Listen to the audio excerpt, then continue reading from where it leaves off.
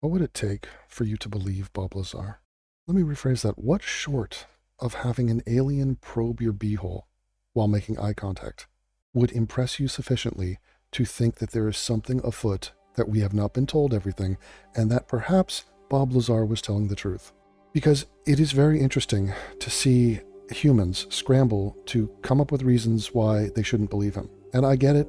It's a big claim. Skepticism is good. Proof is good. Evidence is good.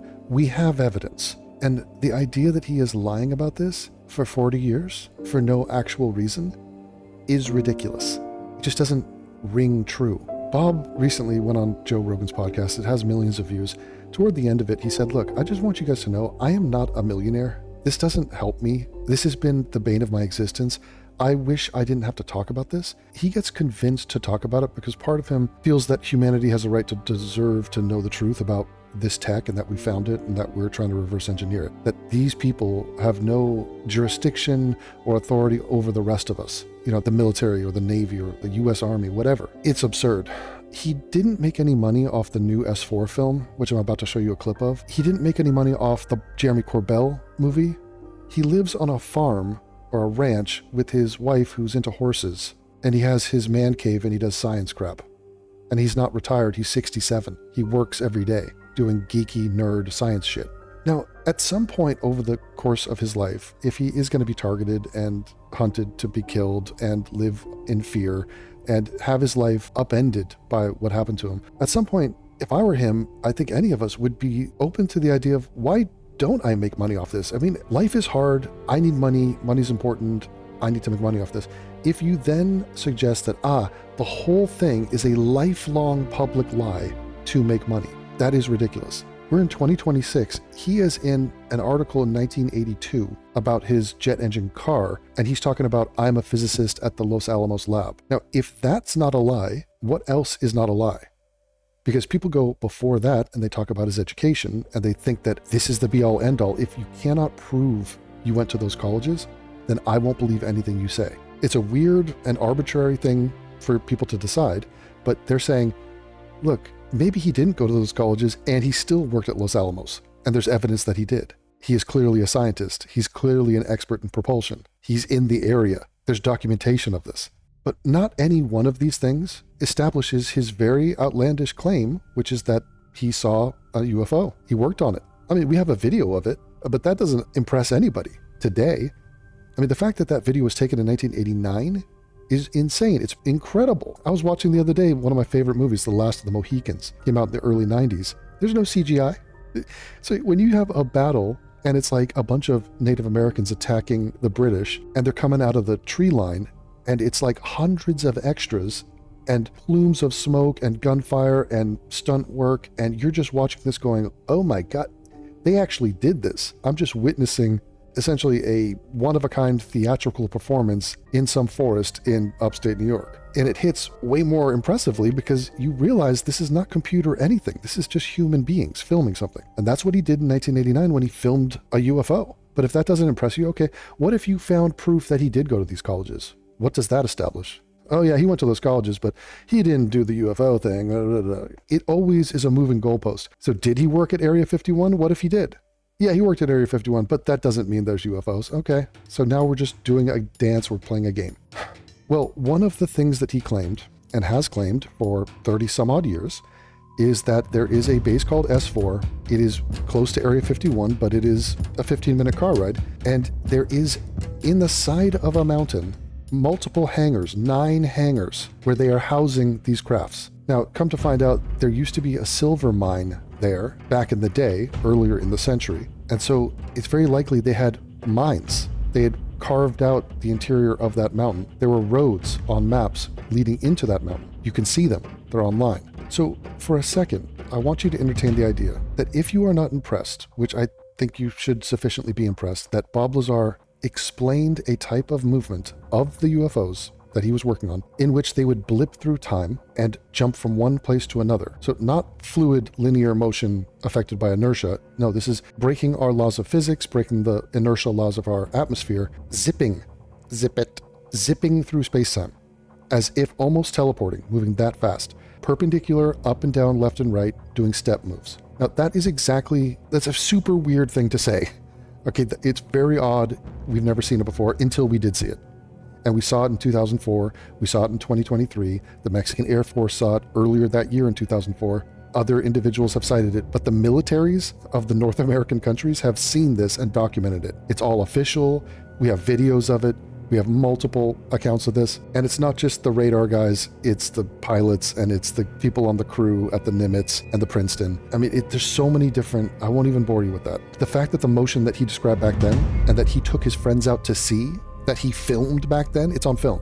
That has been verified by the most credible UFO sighting of all time, the Tic Tac incident of 2004 and 2023. So it is, I mean, then you have the random chef's kiss of him explaining to us that the gravity emitter underneath the craft goes down and to the left. So it's an L-shaped thing, or to the right, depends on where you're looking at it. It doesn't matter. It's the point is, it's a perpendicular little prong that hangs out the bottom of the craft. And he's saying that's how his UFO operates. And that is exactly what's on the Tic Tac UFOs. So wakey, guys, like this is a real thing. And for him to have described that, it didn't help him to have said that. Those were added touches, flourishes to his story, quote unquote, that actually made it less believable, less credible because, okay, Bob, well, we don't have anything like that. So no craft moves like that. No craft looks like that. So thanks for your story. Go away, geek. You bother me. And then it's like, oh, shit, that dude was telling the truth. We see that now. But maybe you're not convinced by that. Would you be convinced if we found 9 secret hangars carved into the side of a mountain, which is right up against Groom Lake, which is where he said S4 was? Would that impress you? Would it prove that there are UFOs? No. Is it an additional piece of evidence that confirms that Bob is telling the truth? Is there any way in the universe Bob would know that there are secret hangars built into the side of a mountain in some sub-base of Area 51? I think it's a game changer. I think it's a huge deal. I think this should establish that the man is telling the truth. Now, is it possible they have a secret set of hangars built into the side of the mountain and not have UFOs? Yeah. Maybe we're testing stealth bombers there or whatever else they're doing at Area 51 or S4. But it is confirmation. How on earth would Bob Lazar know this? He's been saying this forever. It's never been confirmed, by the way, never been confirmed. You can't get in there. There's barely any photos of it. They are doctoring and editing and deleting Google Earth photos. So straight up, the government is blockading the satellites from taking pictures of this one area. And there's all sorts of fuckery afoot with them blocking and blurring out and completely lying about what is in that location. And they'll pass it off as national security, whatever. They have that clearance. Of course they can do that. But I want to focus right now on the hangars on this hillside in S4. It's just part of Bob's story. It's a critical part of the story. It's where he worked. It's where the UFOs were. He'll tell you, he'll show you a GPS location of it, but it just looks like a mountain. And the only pictures we have are from very far away, miles away, and it's blurry and you can't really see much until now. And now I would like to show you a part of the S4 movie, which was riveting. And it's the filmmaker, Luigi, who has been working on this for 5 years with Bob, showing Bob something that he found. Actually, he didn't find it, and we're going to get into that. It was brought to his attention by a guy, some random guy on the internet. And he was very skeptical. He's like, look, I don't have time to listen to every kook out there who has some opinion or some evidence about Bob Lazar or these UFOs. But he did give this guy a chance because the guy sent him a picture and he says, oh, by the way, I know where those hangars are. I know where S4 is. Here's an image of it. Here's the map. He drew out, here's where the door is. Here are the 9 hangars. This is where it is. And Luigi, this filmmaker, thought, okay, this is bullshit. I'm not going to trust it. And the guy says, okay, if you don't trust me, here's where I got the image. These images were taken by a guy who flew out over S4 in a Cessna. He had a big-ass Nikon camera, took high-def photos. This was Christmas Day, 2020. So in the height of Corona, he speculates that these guys had closed the base down. They gave him clearance to go into this area. He wasn't right over S4. He was 17 miles away, but he was snapping pics. And he posted those pics publicly. They've been up online for 5 years. And so this guy, I think his name is Scott Mitchell, he contacts Luigi and he says, look, you don't have to trust my conclusions here and what I've done to these images and how I've enhanced them or whatever. You go find the raw footage that was taken by some random Cessna pilot. It's up on his site. Go look at those photos. And he says, there's one photo, it's number 0501 or something like that. The guy took hundreds of pics. He goes, just take that photo. That's the one I'm talking about. You run it yourself. You get your Photoshop guys to look at that image, extract the information out of it, and you tell me what you see. You run the experiment. Don't trust my research on this. And Luigi did that, and here's what he found. We eventually got some satellite photos that show that there's a road from Groom down to Papoose. Why do you build a road down there to a place that doesn't exist and there's nothing there? The S4 installation is built into the mountain, and the hangar doors are built on an angle commensurate with the slope of the mountain. These doors are covered with a sand-textured coating to blend in with the side of the mountain and the desert floor. So here's the entrance right here. Okay. This is the area where the hangar doors are, and then this is, let's say, the side door where the mouse is here. And as of the 25th of June 2024, the terrain here is so, let's call it beige or yellow, which was not like that, because if I click on the timeline, you can go back in time in Google Earth. So if I go just one notch, look at the difference in color of terrain. That's the actual color. And in the 2022 version of the satellite imagery, you actually see detail here.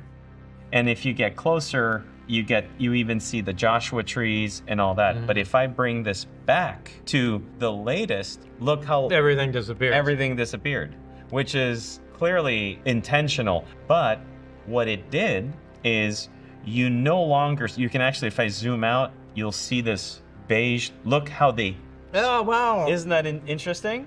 Not interesting. That's It's unbelievably unbelievable. intentional. Look how incredibly, look how they identified Let's that area. just pick Papoose Lake and did fuck you it up saw so that? you can't Yeah. see anything. So look at yeah, that. it's just S4. Exactly. Isn't that something? Yeah. So now their mistake is that as we zoom into their washed out terrain around the Papoose area and around S4, their new filter that they put in there allows us to see tracks, which you couldn't see earlier. So now you have this incredibly clear. Yeah, they say where no one ever drives. It's too yeah. And so you even have on bordering the terrain area and the actual dry lake. If you get really close, you can actually see the tracks. Yeah, well, yeah, we drove right along that. Yeah. Like that's unquestionably where we were. And so, interestingly, we see the tracks, which are literally right by S4. Yeah. And then if you go to this other road, see there's a little road here, okay, which is very near S4, and we go here, you can clearly see the tracks. Look at them going in every direction, and you can look at all the traffic. Yeah. Right? Yeah, that's not one guy driving around. No, that's not one guy driving. Exactly. So Like, and there's no public out there. So, what are you doing? Yeah. This is Google Earth, so it's not like we're making this up. This is online. Anybody can actually go there and actually do the timeline. Because if I just click here on 2022, just let me do that. There you go. Yeah. It's back to normal, and now you can actually see the terrain. Now we'll go into the more interesting part, where there's a series of photographs. We already had gone through this about a year ago, and there was a person who had flown into the restricted airspace out there and had a very good quality camera on board of his private plane and snapped about 800 to 900 images of Area 51, the Groom Lake facility, Papoose Mountain Range, Papoose Lake, and all that area, and did an incredible tour. He even had the Nevada test site where there's all the craters of all the bombs that blew up. And there's this picture that is publicly available. It's been publicly available now for over 5 years. And this is a picture that was taken at about 17 miles from the Papoose Lake area, where the hill is located, where you said S4 was located. Initially, the picture was utilized by a whole bunch of people online saying, as you can see, whatever Bob Lazar said was untrue. There's nothing there. Obviously, the picture doesn't show anything. Well, all you have to do is play with the contrast, play with the levels in the image.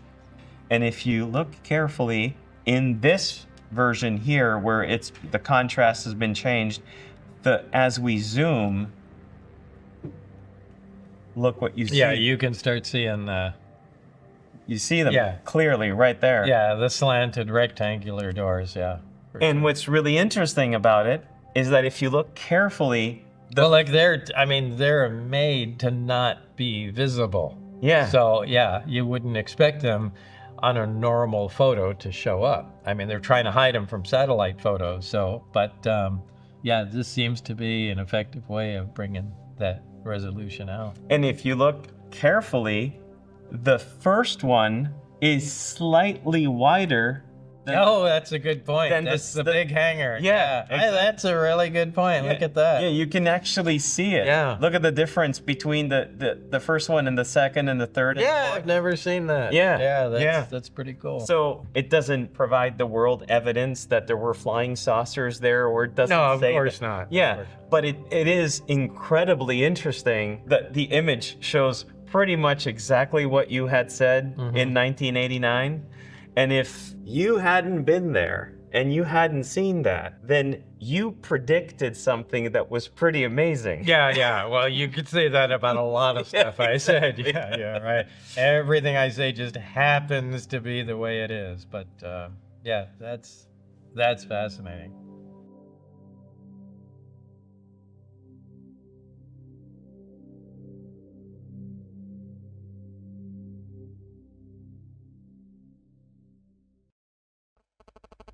Everything I say just happens to be the way it is. And that's what we keep running into. Now, I got a little squirrely and I decided, let me see this for myself. Let me drag this into my Photoshop. I'm not just going to trust some guy just because. And so this is the original pic. Looks pretty uneventful. I mean, it's basically a picture of nothing. It's a desert. It's like, what the hell? And you have these sand dunes thing, and it's this one.